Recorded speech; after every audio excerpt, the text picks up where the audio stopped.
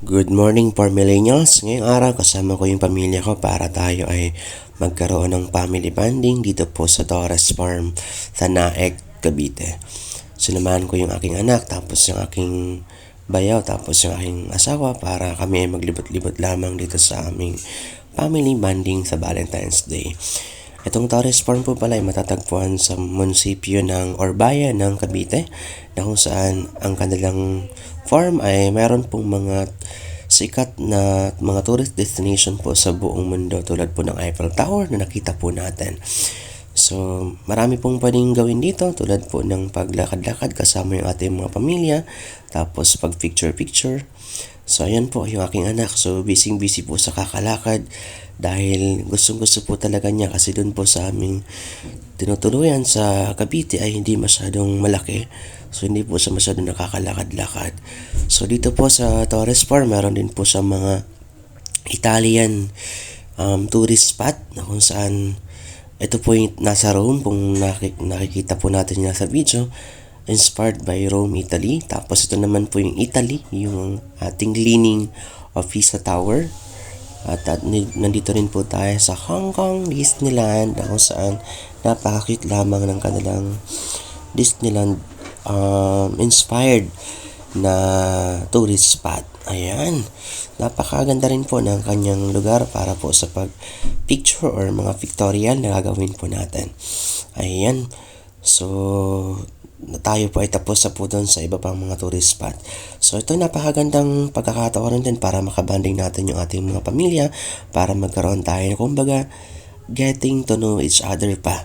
Kasi bilang isang empleyado, maraming pagkakataon na wala tayo sa ating pamilya at parating kasama lang natin yung ating trabaho. So ngayon tayo ay nagkaroon ng pagkakataon para mas lalo pa tayo mapalapit sa ating mga pamilya.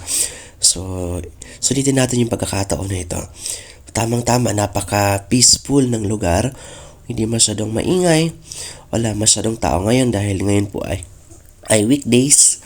Hindi masyadong matao dahil wala din po masyadong siguro busy po yung mga tao ngayon para po sa kanilang mga trabaho. Ayan, nandito rin po tayo sa kanilang Egypt-inspired pyramid na kung saan malagold ang kulay po ng kanilang pyramids.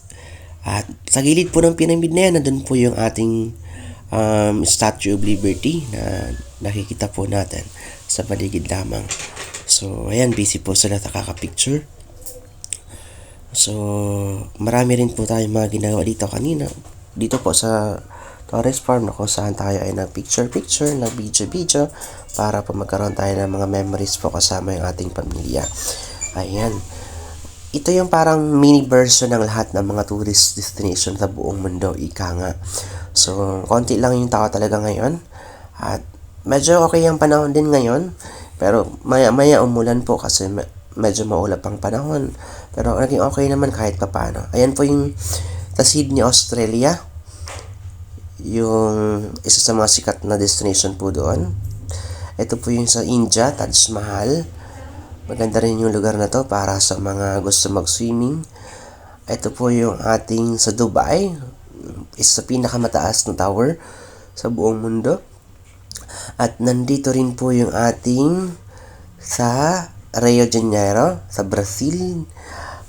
Ayan, ang ganda-ganda po ng lugar na yan. At ito rin po yung iba pang mga lugar na kung saan pwede po tayo mag-getting to know each other, mag-picnic kung gusto po natin para makasama natin yung mahal sa buhay natin. At yung Christmas Village po, napakaganda. So yun lamang po for millennials. Sana nag-enjoy kayo sa ating oras and happy farming. God bless po sa ating lahat.